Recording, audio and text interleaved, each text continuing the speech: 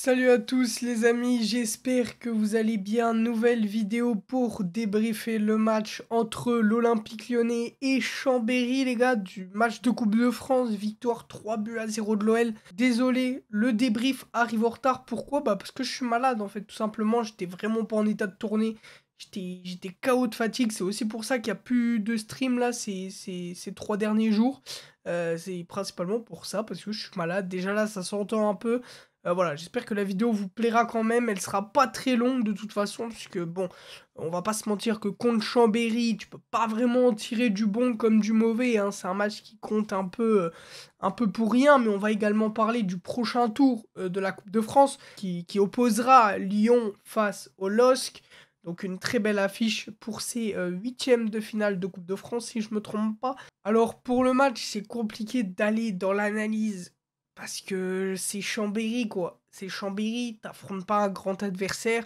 Chambéry qui n'a pas démérité, qui a fait son match honnêtement et qui nous a mis en danger pas mal de fois quand même. Donc voilà, il fallait faire attention quand même à pas les prendre trop de haut. Eux, ils ont respecté leur plan de jeu, ils ont super bien joué. Et l'OL, l'OL, et je sais même plus, je sais même pas quoi dire en fait. Est-ce que c'est normal d'être mis en difficulté face à une équipe comme ça? C'était une équipe de National 3 il me semble, donc voilà, encore une fois, c'est pas... Il y a du bon, hein, il y a des joueurs individuellement qui ont fait leur match, notamment Alexandre Lacazette qui met un triplé, donc forcément que ça a mentionné. Le match de Thiago Mendes est absolument immonde. Je comprends pas. Enfin, il sort, mais tardivement, je trouve. Tété, je le trouve un peu. Ah, je suis pas trop fan, hein. Je suis pas trop fan de Tété. Je pense que c'est un mec qui a des qualités, mais en fait, il est trop prévisible.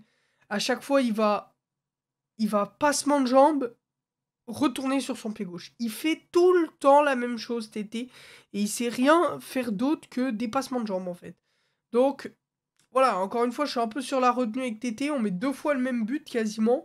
Donc, enfin, ça montre que c'est bien, mais que c'est pas très bien en même temps, en fait, puisque t'as pas d'autres solutions. Barcola également, qui fait un bon match, notamment sur le troisième but, où tu sens qu'il est beaucoup mieux avec son dribble, où il passe entre les deux joueurs de Chambéry, c'est très propre, et surtout qui devrait avoir une place de titulaire, vu le statut de Carl Toko Ekambi en ce moment, qui est amené à partir. Apparemment, ce serait du côté de Celta Vigo. Enfin, lui, il voudrait aller du côté de l'Espagne, vers Celta Vigo. Mais l'OL n'a pas d'accord avec Celta Vigo. Apparemment, c'est un peu... Voilà. On a Jeffrey Adelaide qui apparemment serait sur Séville, mais le transfert aurait capoté ce matin. Enfin, c'est encore flou, les rumeurs de transfert. Il y en a d'autres aussi, mais bon, c'est pas le sujet. Revenons à nos moutons. Barcola qui fait un super match pour le coup. Cherki qui fait pas son plus grand match, mais il est là en fait, il fluidifie le jeu. Et bah lui aussi, il y a des rumeurs comme quoi il serait sur le départ, malheureusement, du côté de Paris. Paris aurait formulé une offre. Bref, on reviendra dessus peut-être dans une autre vidéo.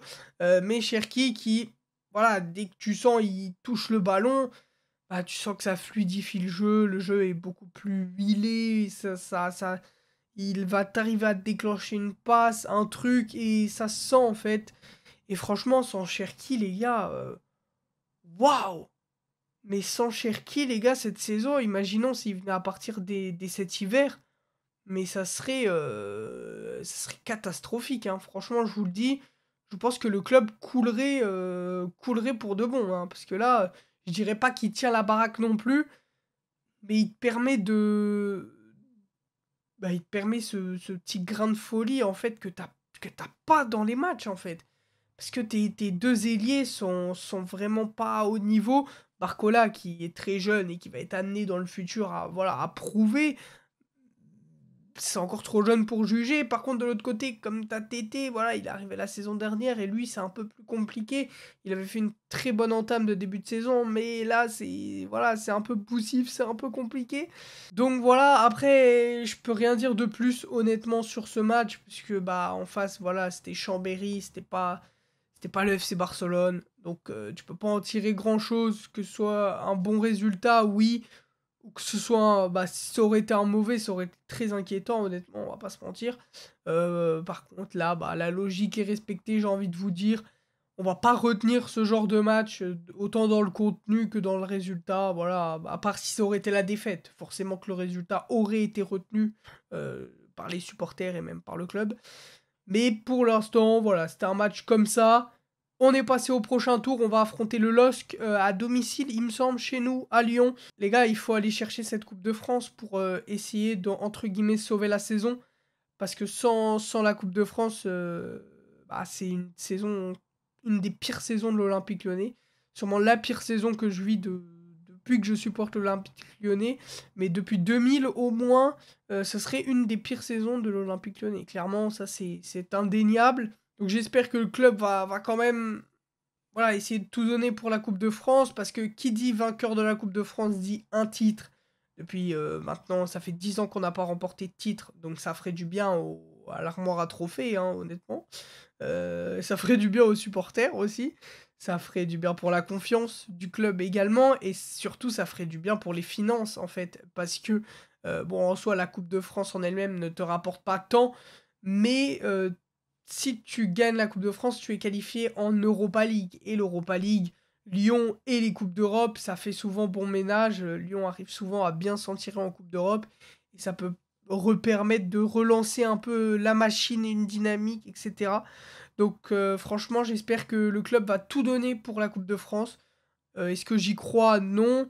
Pour moi, ce sera le vainqueur de Marseille-Paris qui la gagnera, hein. Pour moi, il est là le grand vainqueur. Après, t'as peut-être Lens aussi qui a sûrement un coup à jouer dans cette compétition. S'ils vont en finale ou quoi, bah, c'est sûrement eux aussi, ils ont un très très bon coup à jouer. Donc voilà, personnellement, je vois pas Paris la gagner, les gars, cette année, la Coupe de France. Je mettrai une pièce sur Marseille et Lens. C'est vrai que j'avais oublié Lens hein, tout à l'heure. Je disais, c'est le gagnant de Marseille-Paris qui va gagner. Mais non, il y a Lens aussi, c'est vrai. Il y a également Lille hein, aussi, Lille qui est vraiment pas mauvais. Donc voilà, personnellement, je mettrai une petite pièce sur Marseille et Lille et Lens. Qu'est-ce que je raconte? Et Lens. N'hésitez pas à me dire dans les commentaires qui vous voyez gagner la Coupe de France. Bon, j'espère que ce sera Lyon, hein, forcément de tout cœur. On va y croire jusqu'au bout, les gars. On se retrouve pour un débrief de Lyon-Ajaccio ce samedi. Voilà, donc le débrief arrivera soit le jour même, soit le lendemain. Des bisous, portez-vous bien, à la prochaine. Bye tout le monde.